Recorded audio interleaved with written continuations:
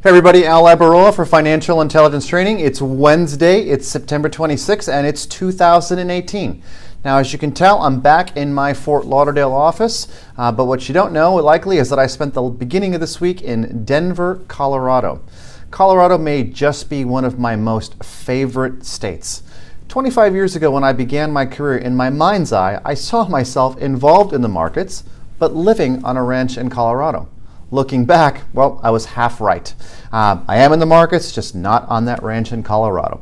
Well, I'm fresh off the ride. I here at my desk awaiting the Fed decision today, and now I say awaiting the Fed's decision as if it was going to be some kind of a surprise that they hike today.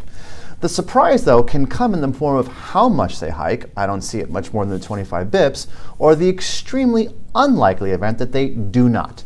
Fed fund futures had an almost 100% chance priced in of a rate hike today and a 70% plus chance of December. So this will, of course, stir the chatter back on the yield curve and the likelihood of a recession. Now, all that may be true, but I'm going to encourage you to look beneath the surface for clues. So what does that mean, to look beneath the surface? Well, financial intelligence training students know that looking at the market and the current prices, it's not just enough. You need to do more to determine the current health of the market. In other words, we could see markets near all-time highs, yet beneath the surface, there is much weakness in certain key areas. Now, I'm not suggesting that I have a crystal ball and that these areas are the end-all be-all. I do draw a parallel, though, that if these areas are in the dump, it's the equivalent of swimming with an anchor wrapped around your waist. It's very hard to stay afloat, yet very easy to sink.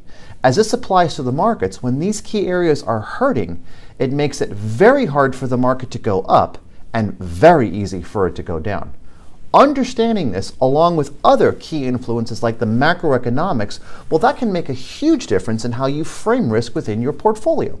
Now, on the subject of risk mitigation within the portfolio dynamic, if you're familiar with my posts, then you know how I feel about the typical portfolio diversification, or how I'm not a believer of the all-in, all-the-time mindset. Now, the flip side to that is I'm also a firm believer that one cannot time the market. Often when looking at purely tactically managed portfolios, I see very choppy equity curves, often locking in losses and missing rallies. Now, that sounds like I'm knocking tactical approaches, and let me be clear, that couldn't be further from the truth. I am for the inclusion of tactical management within the portfolio dynamic, but it can't be the entirety of the portfolio.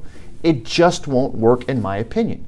To support that theory, look at the many tactically managed funds that are out there. Not all, but many, you'll find have very choppy equity curves. The inclusion of this approach, meaning tactical management, as a sleeve within the overall risk pocket, I believe is very smart. And this is where time frame and instrument diversification come into play. Understanding how this works is just one of the many pieces to help solve the financial puzzle. And this is exactly what financial intelligence training is all about. To learn more, follow me on Twitter at Abaroa or drop me a note. And if you're trading in the meantime, then remember that stock and stock options involves a substantial degree of risk. It's not suitable for all investors. If you look at charts like I do, well then you know past performance is not necessarily indicative of future results. I'm Abaroa for Financial Intelligence Training. Thanks for watching, everyone.